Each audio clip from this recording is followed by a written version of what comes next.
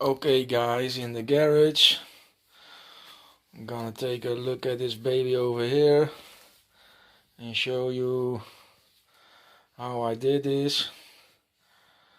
I'm gonna explain in my very best of English how you can convert this.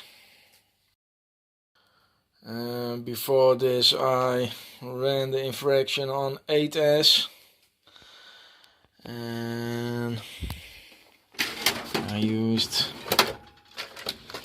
1250 kV with a 160 amp ESC, and when I bought this car it completely burned out at the 4th day, and so the guy from the hobby shop did a completely rebuild on it, and after that I converted it into 8S. So I had a chassis laying around, and at one time I was back in the garage from some running and I was looking at what I filmed, and yeah, it wasn't really spectacular, and I was missing something, and cause running a nitro engine in a car and the experience is just far more intense than any E-word will ever be. I'm not saying that I hate E-word, cause at some locations you can only run E-word. I run this in the dunes with the fine sand. I will strongly recommend not to use a gas car there. With the fine sand you will destroy your engine, and if you still gonna do it, you will be seeing the Park Ranger very soon. So I like running this there, and I like running my Ronnie Mac. Always cut your fenders, people. That is really fun. And I got a slash for playing in the backyard, so I don't hate that, but the experience is just far more intense with a nitro engine. So I was thinking, do I have the stuff laying around to convert it? And I had the old chassis, because I really don't want it to cut up the new chassis. And I had a donor car for my Hyper 7 laying around that I use for parts for the Hyper, and so I thought, I'm gonna do this. And the only thing I bought was the body, because I wouldn't have to cut up my new body. And yeah, that is the only thing that I bought.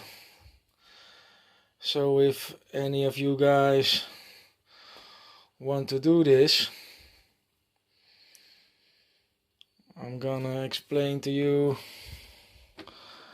how you can do this. So you first start out by removing everything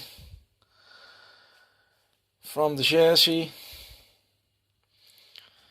the battery trays, the motor mount, everything, the ESC, and you can keep the receiver box and the servo tray. These are the original ones. And so I have got all these parts from the Hyper, a battery tray, I cut some pieces off, and a servo mount, did some cutting on there too for the part that I don't need it, the center diff, and the motor mount. Now the motor mount isn't ideal for doing this, so if you're gonna buy a motor mount, don't use the Hyper motor mount, because I have got only the 34mm flywheel, and the Hyper uses a 36, I believe. So I had to cut a very big slot in the chassis, otherwise my starting wheel wasn't hitting the flywheel. So it would be better to use another motor mount than you haven't got a big slot for the flywheel. And I placed everything on the chassis to see if it will work. Now, yeah, there is plenty of room in the chassis, and then the drive shaft was interfering with the rear chassis brace, because this diff is moved to the left. I think the original one is exactly in the center of the car. So the first thing you need to do is switch the spacer and the chassis brace, and because it was here, and you need to add more to the right, and so you will need to drill 2 holes here and a moon-shaped hole. Then you can move it a couple of centimeters, and after that I placed everything on here with the rear center dog bone. This is still the original one. And then I was measuring the front center dog bone with a straw, and then I searched for a good dog bone that will fit in there, and I had some dog bones, and I ended up using this one because it was the right size, but it has a big ball and a small one, so I needed to grind this down because it won't fit in the outer drive cup. Grinded it down, placed it in the outer diff cups, and when I was drilling the holes, because you need to drill 4 holes and a slot for the spur gear, it wasn't really easy because the chassis has quite a lot of holes. And when I was drilling, I was close to a hole, so this is not really pretty, and I had to shift it a little bit. But so if you're gonna do that, buy a complete center diff of any car and place it on here with the original rear dog bone. Measure the front dog bone and search for a dog bone that will fit in there. That's all depending on the length of the center diff, so measure it, and then I placed the servo mount and my battery tray and the motor mount. Now for the motor mount you will need to drill 4 holes and some slots to adjust your clutch bell. And actually the clutch bell, you need to be really careful if you're running this, because if the tarmac is warmer there is more grip, and so then I use a 14 teeth, and the last time I ran it, it was still a bit wet. Then I used an 18 teeth, but when you use an 18 as it's dry, you will destroy your clutch and you will destroy your engine, so be careful with that. And you will need to run your engine stupidly rich, because if you're hooning around with this baby, you are revving like crazy. And no, I don't really like this LRP, and I had made a small improvement by adding an extra head button shim, but I don't really like the feel of this engine. But when you stick any engine in a car like this for hooning it around, because the wheels are smaller than the buggy tires, so you've been revving this thing like crazy. So I run this as rich as possible, and when I did the conversion, I had the fuel tank of the Hyper 7 in there, because I had that. And I actually bought this a couple of months later because I wanted a bigger tank. I was refueling all the time because this engine consumes a lot of fuel. And so I raised the tank so it would be at the top of the truck bed by simply some aluminium bars that I had. But when I was running with this tank, I experienced some tuning problems, and I was thinking it was because of the big tank, because the fuel pressure may be different when the tank is completely filled up and when it's almost empty. So I installed another filter to smoothen it out, and that was an improvement. So I don't know if any guys that run a Savage, because this is the tank of a Savage, have any of these problems. But if you do, try this.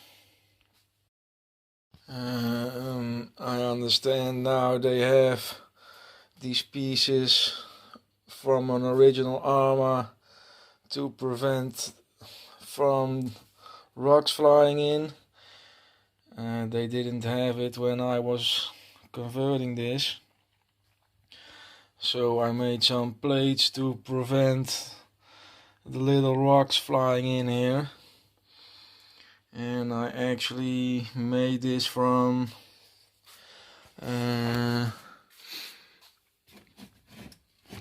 this material. It is polyethylene, I believe it's called, and it's flexible, it's strong, it's easy to cut.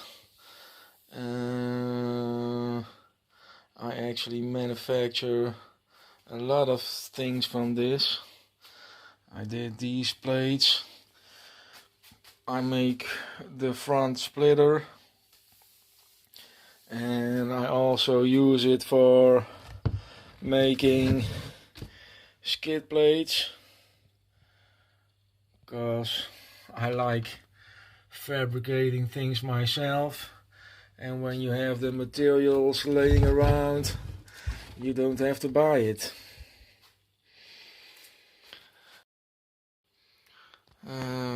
Yeah, that is basically it. Now, it isn't really difficult to do, and yeah, nothing is very easy when you do it for the first time, but it isn't that hard. And it was all an experiment, and with the big slots in the chassis, I really not like that, but I actually wanna convert it into a 2-speed, so I will need another diff and everything. So I still have this chassis, and I really know for sure that I never gonna convert it back to an E-word again. So I'm gonna do this again, making it a 2-speed, because I'm thinking that is even more fun than this. And yeah, that is what I like to do, experimenting. And I even was thinking about doing a nitro conversion on my Ronnie Mac, because it would be really nice if this was a real Screaming Eagle. And still searching for parts, because maybe it's convenient to buy a second-hand nitro bike and use some parts out of that. and then yeah, see how it's gonna work. I actually was thinking about using a cheap ass 0.28. This is still new, but you have to consider the weight balance and everything, so that will definitely not be easy. But it's a future project. That would be nice, a real screaming eagle.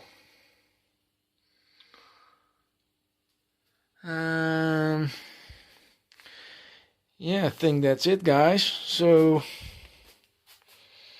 if you want to do this, if I can do it, you can do it too. So I'm hoping to see some running vids of some more Nitrofraction, because I like watching that, and it is definitely badass fun running it. So looking forward to that. I'm thinking that's it, guys. Till next time.